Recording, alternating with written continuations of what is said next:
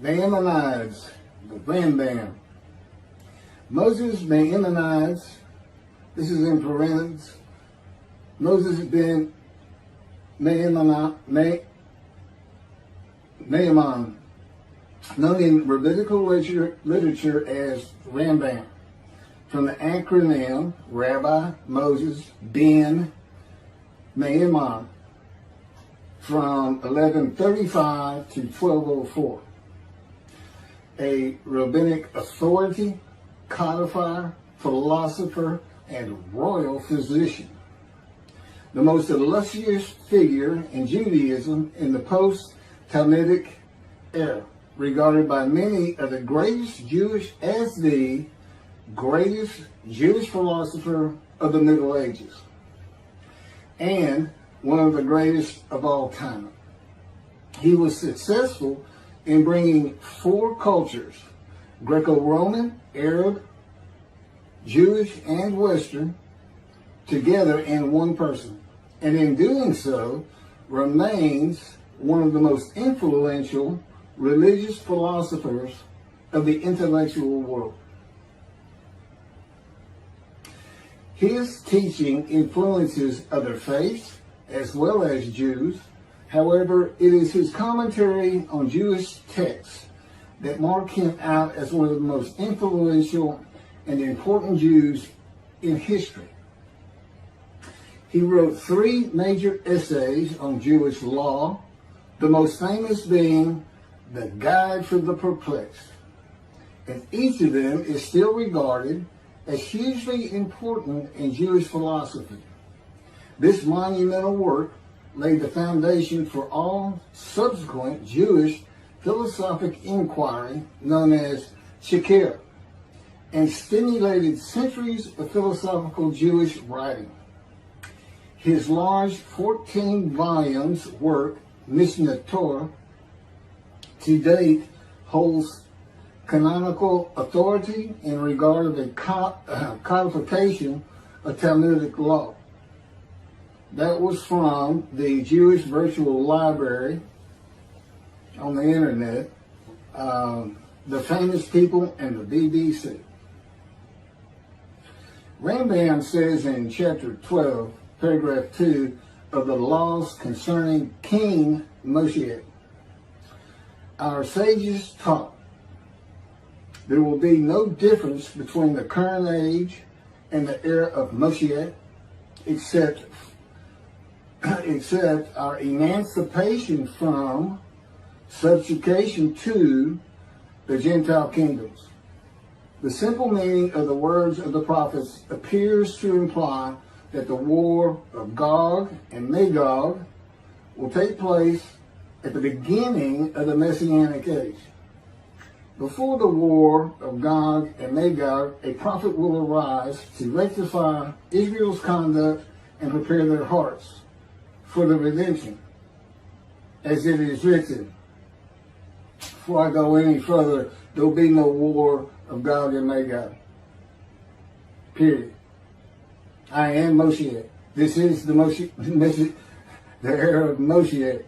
And in addition, I'm not here to rectify Israel's conduct. And I would like to think I'm preparing their hearts for the redemption, because it is here.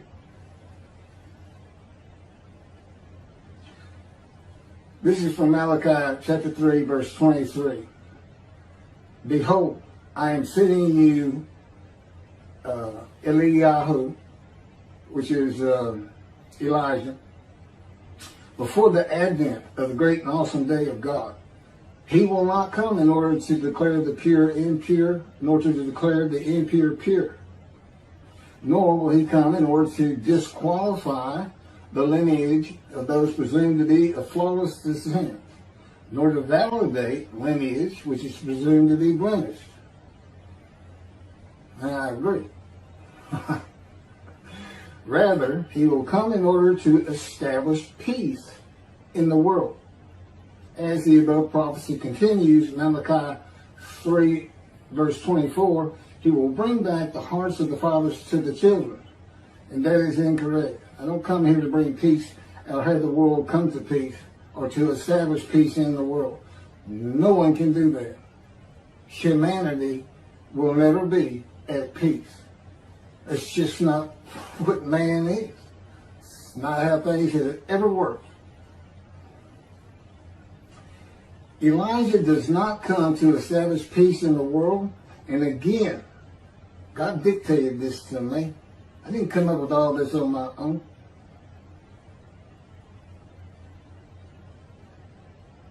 From the book Isaiah 53, In the Day of the Lord. Elijah does not come to establish peace in the world, but to make the many righteous by his knowledge in reconciling the sons to the Father and the fathers to the sons of the family members, one to another, of the Jewish people, by having them be mindful of the teachings God gave Moses at Oreb, and to the practice of Judaism. Okay, be mindful. That's an amendment to the first, the covenant between God and the Israelites given by Moses. It's just an amendment because they had to have strict compliance with 100% of the Israelites agreeing to it, that they would all abide by it. Today he's saying be mindful, and he's also saying it doesn't have to be 100% of the people, those who heed and revere and esteem his name. And he knows it's not going to be all of the Jews, notwithstanding the fact he has forgiven their sins and remembers their iniquities no more. And to be a messenger of the new covenant with sin forgiveness. That's why it's new. There's an amendment to it, and in addition to it is sin forgiveness. That's the only difference. I will be your God and you will be my people. That's the covenant. And it's never changed. It's never gone away.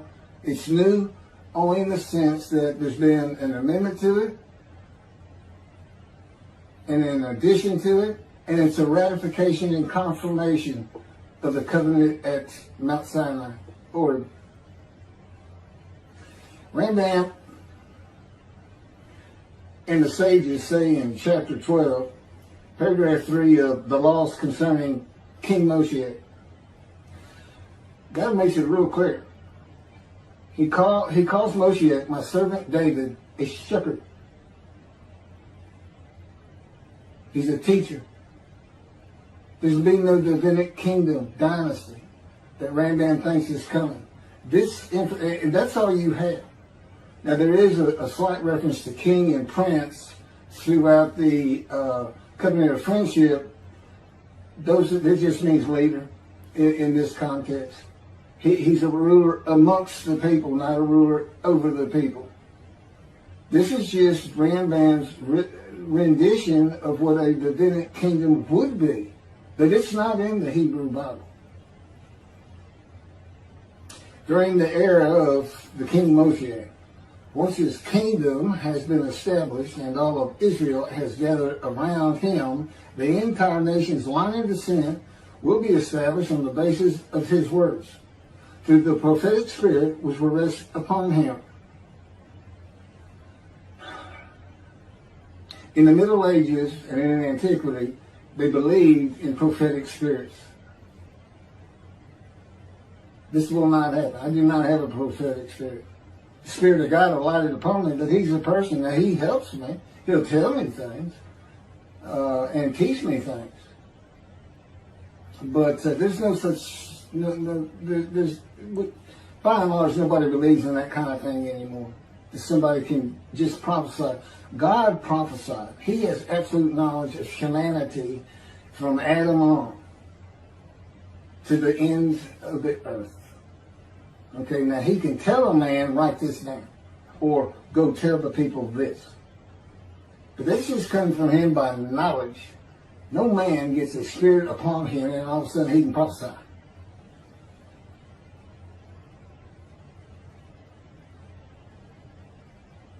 So no, the end-time nation's line of descent is not going to be established by anybody, including not myself, and I am Moshiach, or God himself. So that's just not going to happen. As it is written, he shall sit as a refiner and purifier. He will purify the lineage of the Levites first, stating that this one is a priest, a defined lineage, and this one is a Levite, a divine lineage. Rambam basis for this belief is a verse in the book of Ezra, chapter 2, verse 63. The governor said to them, they shall not eat of the most holy things until a priest arises who will wear the Urim and the Thummim.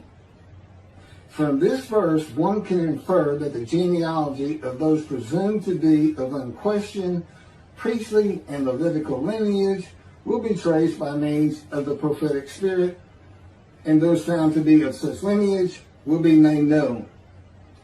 He will define the lineage of the Israelites according to their tribe alone, i.e., he will make known each person's tribal origin, stating that this one is from this tribe and this is from another tribe.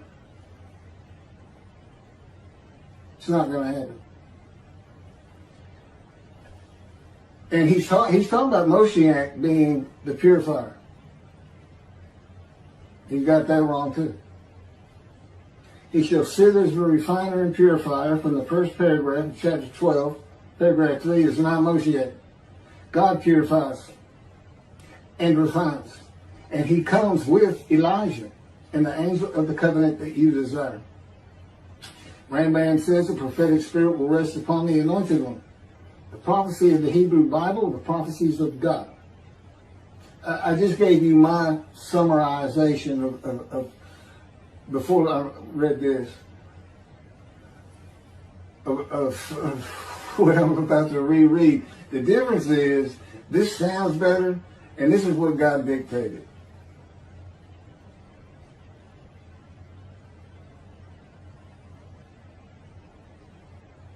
The prophecy of the Hebrew Bible, the prophecies of God. David does not have a prophetic spirit. While prophetic spirits were a common belief in the ancient age and Middle Ages, that is not true for the age of reasoning and information. Isaiah chapter 11 verse 2 defines the attributes of the spirit that alights upon the anointed one as a spirit of wisdom and insight, a spirit of counsel and valor, a spirit of devotion and reverence for the Lord. There is nothing regarding a prophetic spirit. And even that, it's just what the Spirit of God lit upon me, and he has all these attributes, and they teach me, and they tell me as I speak to people how to do and how to be. But a spirit didn't just alight upon me in and of itself. And within God's spirit is God himself, his very presence, his mind. You know, it's a hard concept because Judaism's never taught it, but it's in Ezekiel. I don't recall the chapter and verse, but God told Ezekiel, get up upon your feet. Ezekiel says, at that very moment, a spirit entered into me, and I could hear God's words. Couldn't hear God's words until the spirit entered into him. Why? They had to be inside you. They had to be inside you. It's speaking to your mind. God doesn't have a mouth or tongue. You know, he can, within me, he can make me sense, perceive that this is where his presence is. And that is where the words are coming from. As though to my ear, even though it doesn't really seem like my ear, but it does seem like it's coming from over here, or over here, wherever he wants to do it. Spirit enters into you, and God is in his spirit.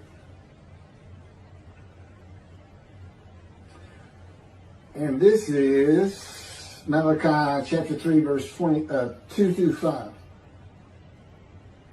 But who can endure the day of his coming? And who can hold out when he appears? for he is like a smelter's fire and like fuller's lye. He shall act like a smelter and purger of silver, and he shall purify the descendants of Levi and refine them like gold and silver, so they shall present offerings in righteousness. Then the offerings of Judah and Jerusalem shall be pleasing to the Lord, as in the days of yore, and in the years of old. But first I will step forward to contend against you, and I will act as a relentless accuser against those who have no fear of me. This is God, and not David or Elijah. It's God. And what does he say? I will act as a relentless accuser. He says when Moshiach is here, his servant David is here, he says, I'm going to have a reckoning and dismiss the shepherds of the flock, the rabbis. I'm going to have a reckoning and not dismiss them, primarily for teaching this Messianic Era. Secondly, for ignoring his prophet. That would be me, shunned, despised, and held of no account. That's how they've been treating me for years now. God's been with me 13 years to prepare me for this, and that's how they treated me.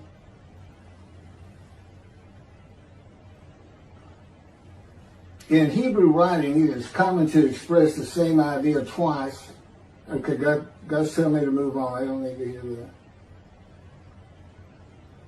It just had to do with smelting and this and that. In Malachi 1 and 2, the priesthood has been defiled. They offered polluted offerings. They have turned from God, refused to listen to him, and they profane God's covenant. They disregard God's ways. This is in quotes from Ezekiel,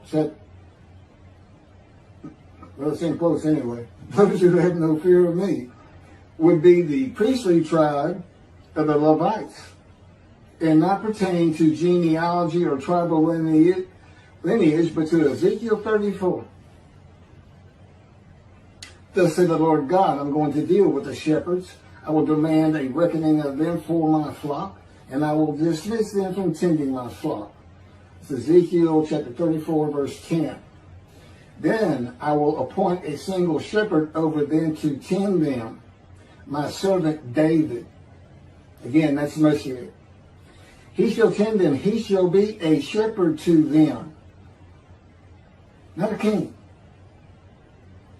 I, the Lord, will be their God. My servant David shall be a ruler among them.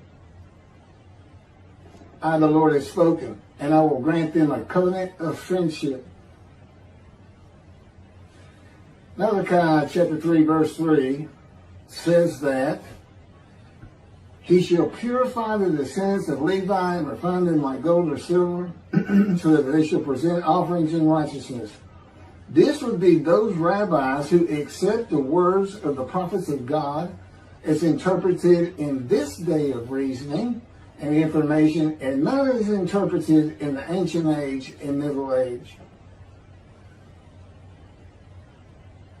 You want to be purified. If you want to get out from under the dismissal, you're going to have to learn everything God dictated to me in Isaiah 53 in the day of the Lord, and the second book, the life of God's righteous servant of Isaiah 53, which is my life.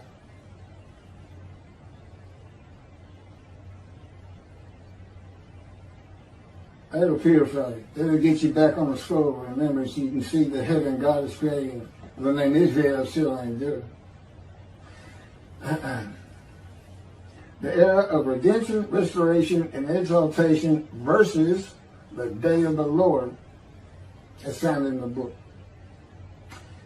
Rambam and the sages interpreted it as a prophecy that Moshiach, with a prophetic spirit, will determine the lineage of the priests and Levites from a verse in the book of Ezra.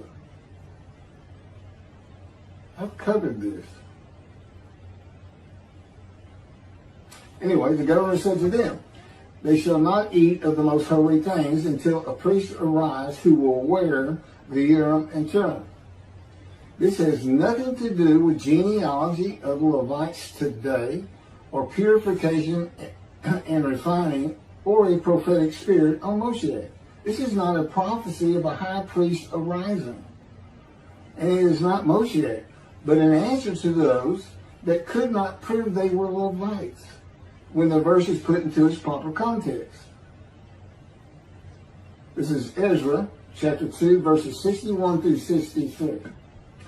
Of the sons of the priests, the sons of Habiah, the sons of Hakuz, the sons of Barzillai, who had married a daughter of Barzillai and had taken his name. These searched for their genealogical records, but they could not be found. So they were disqualified for the priesthood. The Teshatha ordered them not to eat of the most holy things until a priest with Urim and Thummim should appear. It was just a specific instance. In the Hebrew Bible, the Urim and Thummim are elements of the breastplate worn by the high priest attached to the ephod. They are connected with divination in general and kleromancy in particular, a belief in antiquity and the Middle Ages rarely believed in today. Two objects used by the high priest to answer a question or reveal the will of God. The ephod was made of fine linen and consisted of two pieces which hung from the neck and covered both the back and front, above the tunic and outer garment. Kleromancy is a form of sortition, a casting of lots. A casting of lots in which an outcome is determined by means that normally would be considered random, such as the rolling of dice, that are sometimes believed to reveal the will of God. Casting of lots, the will of God.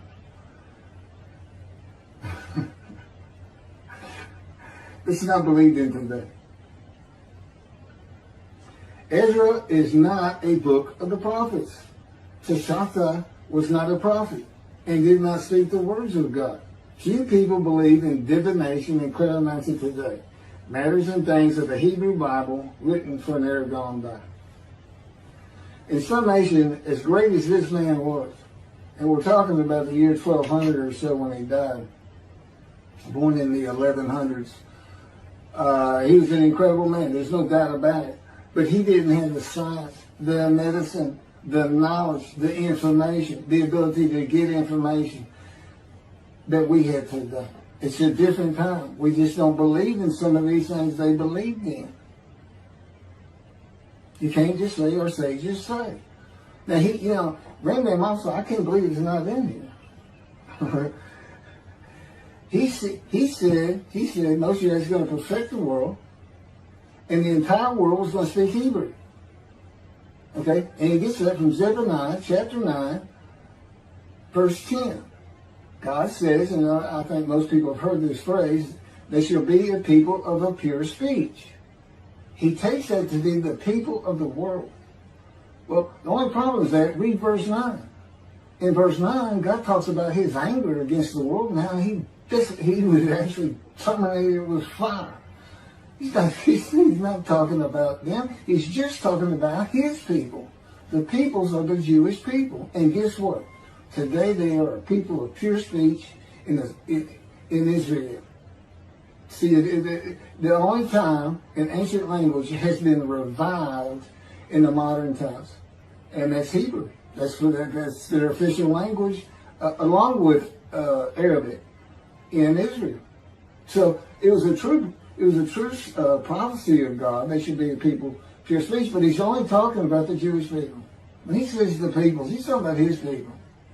If he's talking about the people of the world, you know what he's going to say? The people of the world. His people.